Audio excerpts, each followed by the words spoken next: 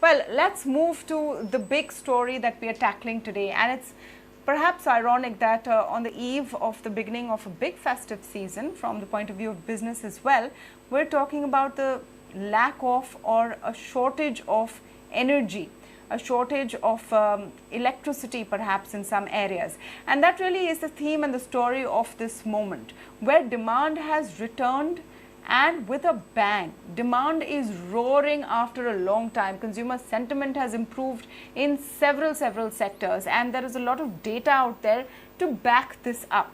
But on the supply side, we may be seeing constraints. Can those constraints spoil the party? How crucial is this particular festive season after we've seen more than 18 to 20 months of quite a bleak period because of COVID-19? To speak on some of these factors, I'm joined now by Chandru Kalro, the MD of TTK Prestige Limited, Shankar Prasad, founder and CEO of Plum, Yogeshwar Sharma, CEO, Select Infrastructure, is joining us today on the show, as is D.K Joshi, Chief Economist at CRISIL. Welcome to all of you, and thank you so much for speaking with us today. Wishing all of you a happy festive season. Mr. Kalro, let me begin by just getting your overall view on this festive season. How crucial is it? Are you already seeing the beginnings of increased consumption? Well, indeed. I mean, we've had a good year so far, and the demand has been quite robust, and all indications are that the festive season is going to be quite good in terms of sales and sales demand.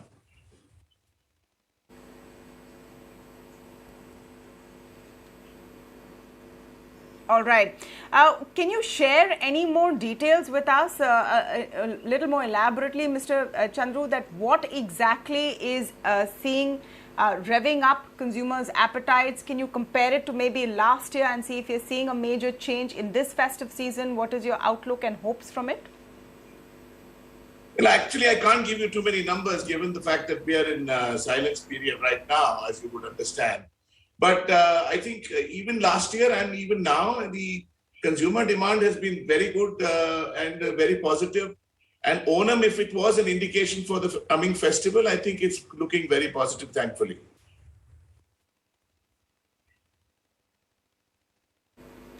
Okay.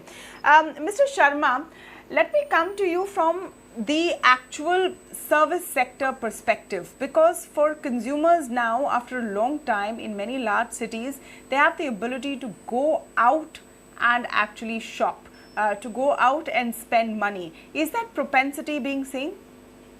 Absolutely, yes. And I mean, unfortunately, this time after the second wave, the recovery is much faster and much better as compared to last year. And I'm very happy to share that in August and September, we were as close as to the previous pre-COVID numbers. And now we hope to surpass those numbers. Some categories, especially beauty category, athleisure, sportswear, fitness, electronics, such categories have really grown much faster. Whereas certain categories very visibly, like cinema, because of no content available, or fitness because there are too many people at the same place, or family entertainment centers or kids entertainment centers. These three categories are lagging behind, but rest of the categories are almost reaching the pre-COVID numbers, and that's very good, very good recovery.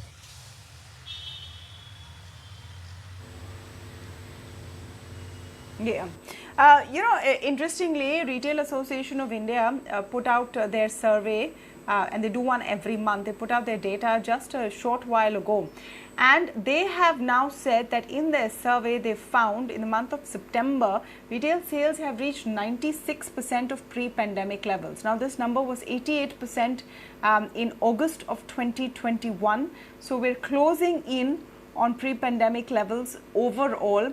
Among these, if you go into the breakdown, there are some sections: consumer durables, consumer electronics, food, groceries, QSR. All of these are now hitting and poised to achieve double-digit growth. D.K Joshi, are you convinced that consumption is improving? We've seen some signs of that in the latest round of RBI data, which came out with the monetary policy announcement. Is it evenly improving, or are we just seeing this in certain pockets? Yeah, it is uneven. I mean, for sure.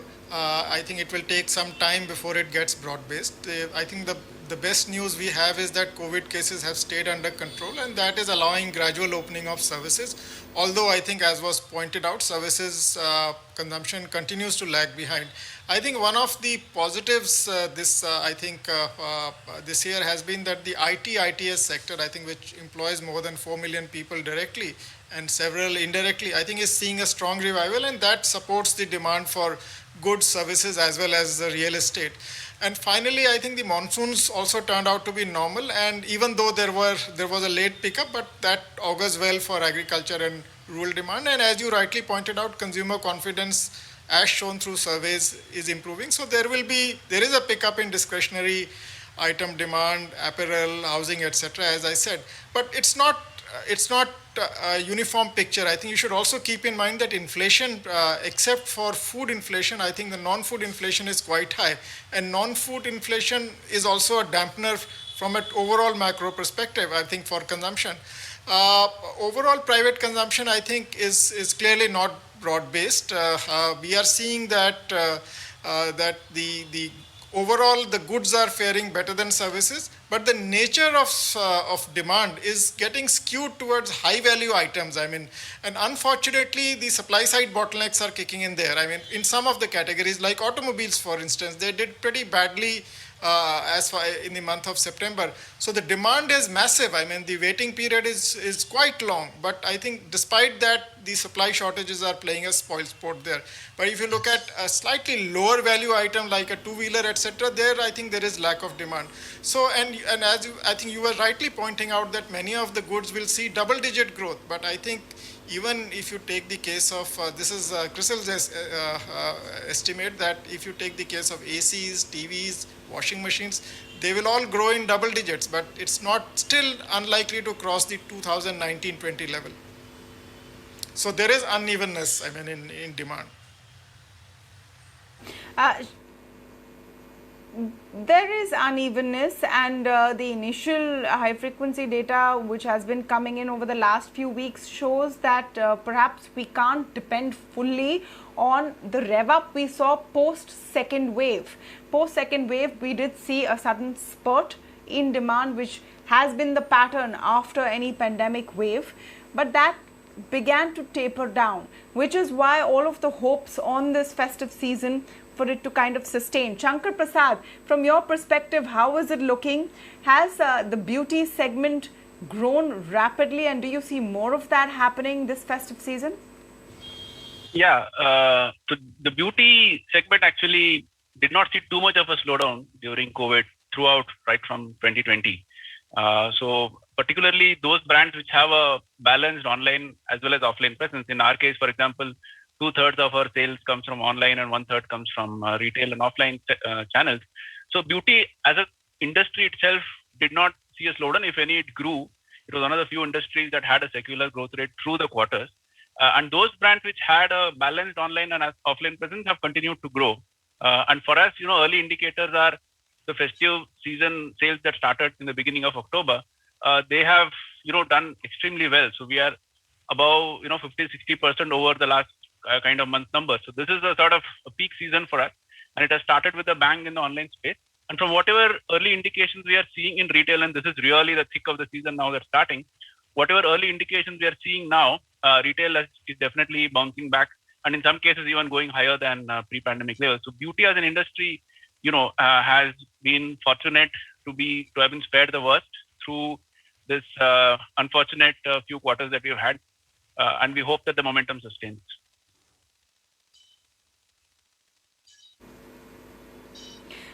Mr. Sharma, are you seeing that trend where people are coming back to brick and mortar stores and not only shopping online? Of course, digital shopping and online shopping got a huge fillip post-pandemic, but are you seeing this balance now even out? Yes, absolutely. I mean, we have like strong confidence in brick and mortar. Select City Walk as a shopping center, the recovery of footfall is very, very good. I mean, just to quote a number, it's like in the month of September, we were back to 80% on footfalls. However, the sales recovery was close to 98-97%. So that shows the people who are coming for shopping and they are spending time there. Secondly, I forgot to mention the home and lifestyle category. That's also picked up very well after the post second wave recovery. Electronics, and this season, even gifting category as a category has grown a little bit, and it's coming back to the pre-COVID numbers. So definitely, consumer confidence is back. Like recently, full occupancy in aircrafts has also spurred. I mean, people are coming out and they want to celebrate their birthdays, occasions. Cafes are reflective of that. That the food business, the fine dining business is coming back to the pre-COVID numbers.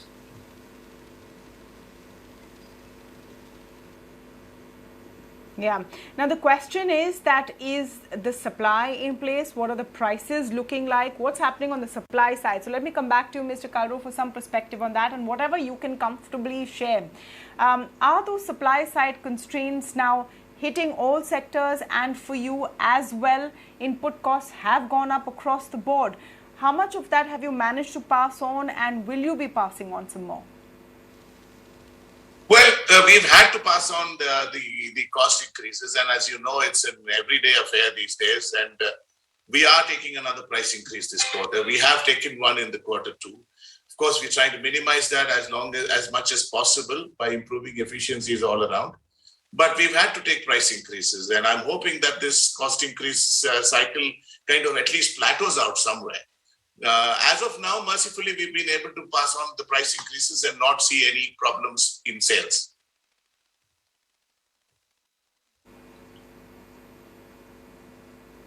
What is the quantum of price increase in Q3 that you would be looking at? Well, it would be between, I would believe, between 4 and 8%, depending on which category we are talking about.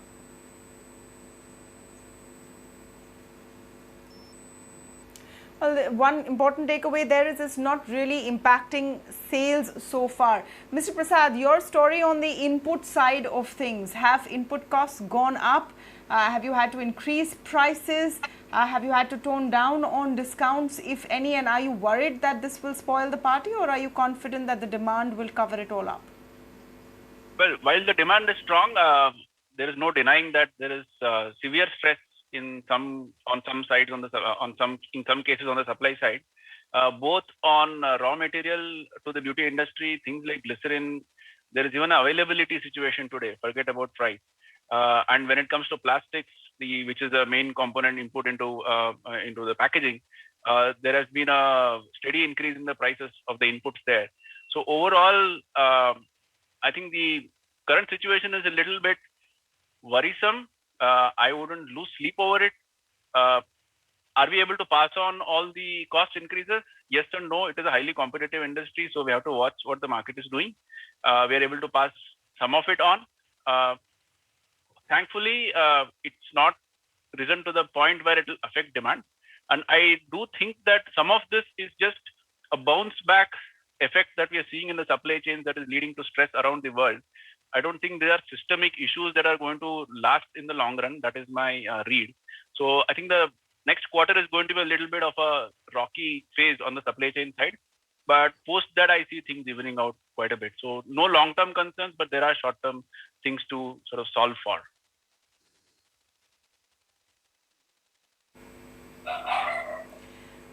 Dr. Joshi, are you optimistic about the supply side constraints being, short-lived, transitory, as they've been described, maybe for a quarter or so?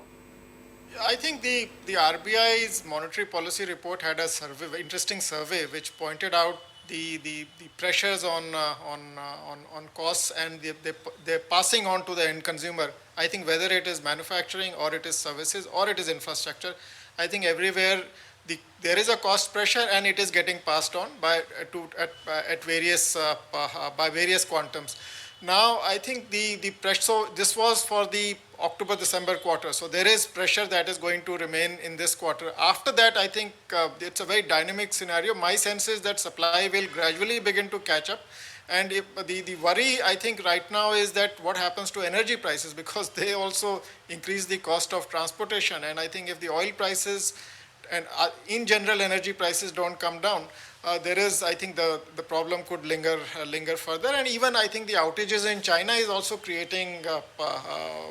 raw material shortages. It's not only the semiconductor, but I think the other materials that are imported from China are also, I think, are in short supply in some of the industries.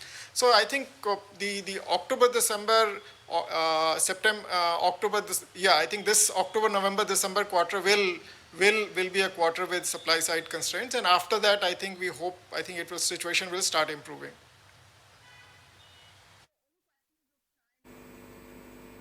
Yeah, the only question is of timing. There should not be a situation where consumption does come in, but then the supply is not available to meet it, like what we are seeing in the auto industry right now.